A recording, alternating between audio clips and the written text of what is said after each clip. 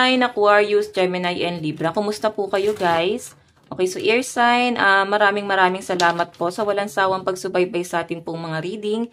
And paalala lang po, air sign na ang reading natin ay general reading lamang. No? Maaari po kayong makaresonate, maaari rin pong hindi. Okay, so pag hindi pa kayo guys nakarelate, ay ibigay na lang po muna natin sa iba. Tignan po natin air sign, ano po ang inyong gabay? Kapalaran. Air sign, gabay kapalaran po. Air sign. So guys, meron po tayong aromatherapy. Air sign, meron tayong hydrate. Ayan. Siguro para ma-relax ka, no, kailangan mo siguro mag-aromatherapy. Ito yung mga pabango, yung nilalagay natin sa bahay. Diba may nabibiling ganyang sa mall? Okay, para nakaka-relax kasi minsan ng amoy, lalo na yung amoy na para bang galing sa nature. So, para bang ang sariwa ng hangin. So, I think kailangan mo sigurong lumanghap ng sariwang hangin. Tapos, ito, mag-aromatherapy ka. And yung iba sa inyo, guys, siguro tama na yung pag-iinom ng mga hindi healthy like soft drinks or maaring energy drink. Kailangan mo naman siguro dito, guys, is uminom man lang ng tubig, no? Ayan, no? Hydrate. Siguro kailangan nyo na air sign mag-healthy lifestyle, no? Pag something na pagbabago. Look to the stars. So, I think yung iba sa inyo, marami kayong gustong mangyari. Siguro minsan, ilagay mo yung sitwasyon mo, air sign, sa sitwasyon din ng iba. Okay? Para, o pwedeng ganun na ngayon nangyayari sa inyo, na parang kahit papano, pinipil nyo rito air sign. Okay, so ayan. Titignan pa rin natin, guys, ano pa yung ipapakita. Pero ito, guys, siguro kailangan nyo mag-healthy lifestyle na po. Okay? Lalo na nararamdaman mo or mapapansin mo na may mga negative na nangyayari sa buhay mo, siguro kailangan mo na mag-release. Kasi puro pagre-relax yung pinapakita ng card. Okay? Ayan, no?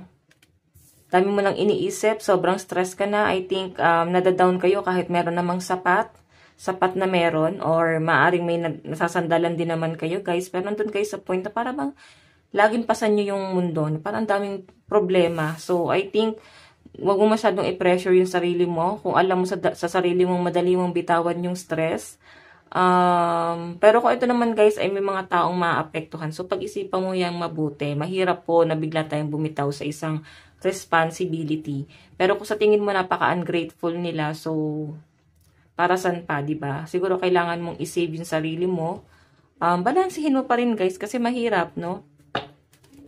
Okay, so tignan po natin ano pa pong ipapakita sa mga air sign. Baka nakakalimutan nyo na pong uminom ng tubig. Baka kaya pinakita dyan. Air sign, Aquarius, Gemini, Libra. Meron po tayong find the balance. Meron po tayong embrace the flow of life. And unleash your kindest self. So, I think, air sign, parang kailangan mo dito ng, focus. Oo. And siguro kailangan, focus ka sa sarili mo muna. Mas maganda na solusyonan yung problema sa sarili mo na, no. Wag mo muna itong i-share sa ibang tao kasi baka sa halip na makatulong.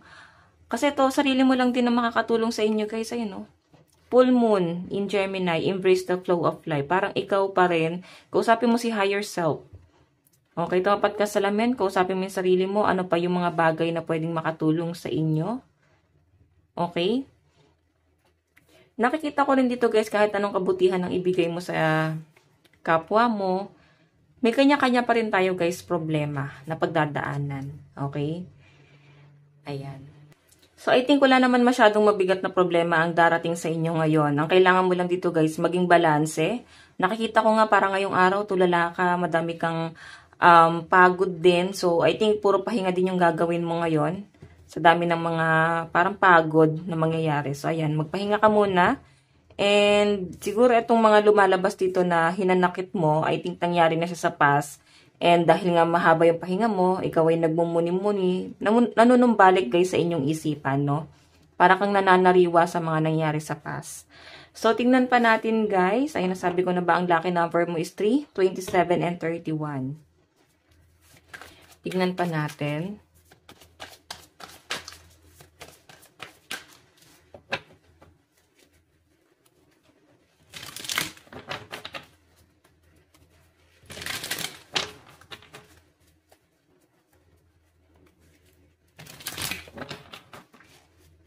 Okay. Additional message po kay ear sign. Oops.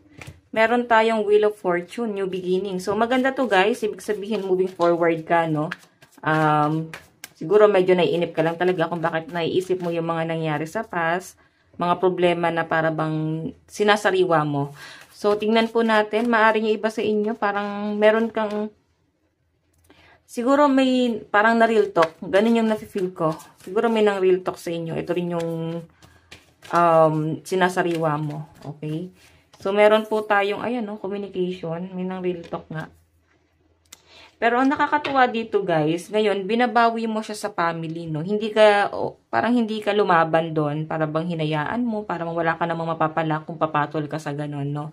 Wala kang mapapala kung papatol ka sa mga negative na sasabihin nila. So, nakikita ko ngayong yung energy mo is moving forward, kung ano man yung success na nakukuha ng mga ear sign, or makukuha nyo pa, is deserve nyo raw po ito, ear sign. Okay, so bakit? Kasi ito na yung mga napagdaanan mo, nalampasan mo na yan, guys. Ngayon, sinasabi rito na lumayo sa mga negative na tao, mga taong hindi naman kayo natutulungan sa mabuti, no? And yung health mo, kailangan mong ingatan. Ayan, yung iba sa inyo, guys, kung nahihilig kayo sa alak, mas maganda na uminom naman po kayo, guys, ng tubig. Tapos ginawan chaser yung tubig. So, guys, mas maganda pa rin na huwag tayo masyadong, guys, ma-addict sa alak. Bihira lang yan, guys. Huwag natin gawing bisyo. Siguro kailangan ay balanse lang. Hindi naman ganun ang mga ear sign. Pero siguro, dahil sa pinagdadaanan nyo, okay, before siguro ngayon, healthy lifestyle ka na. Okay, parang kailangan mo na ito nga, sinasabi guys, so, moving forward, Wheel of Fortune. Bagong pag-asa, new beginning, bagong cycle. So, lahat nandyan na, guys. Okay, and mahirap may pinaglalaban dito, guys, eh. May nakikita ko na siguro may parang yabangan sa inyo. Naiinis ka siguro sa taong to, guys. Kung sino man itong kinaiinisan mo. Okay. So, tignan pa natin. Ear sign, meron po tayong 9 of Cups. Meron po tayong, ayan, sorry naman. Meron tayong The Empress. What else? Meron po tayong King of Wands. So, alam nyo guys, ayun sa pinapakita sa akin dito, 9 of Cups kasi wish card to. So, I think meron kang hinihiling, meron kang minamanifest dito. So, I think ito ay patungkol sa inyong pag-grow. Gusto mo na ng balanse. Parang feeling mo napaka-unfair na nangyayari sa buhay mo. So, eto nga guys, nandito rin yung King of Wands. Kung gusto mo ng balance, kailangan mo mag-move forward. Kailangan mong simulan, hindi puro plano, no? Kailangan simulan mo rin yung mga plano na yan. 8 of Wands kasi guys, galaw-galaw din. Parang ganon. Kasi 8 of Wands guys, kasi more on action. So, I think kailangan mo ng paggalaw para makuha yung bagay na yon, okay? Huwag mo masyadong iasa sa ibang bagay or sa ibang tao. Huwag ka masyadong maging kampante kung ano man yung meron ka. At least dapat meron kang assurance para sa mga pinaglalaban mo or iniingatan mo ngayon sa kasalukuyan, okay? So guys, ay nasabi ko na ang lucky number mo is 3, 27, and 31. Ito lang po ang inyong reading. Hanggang sa muli, ear sign, God bless and love you all. Bye-bye po!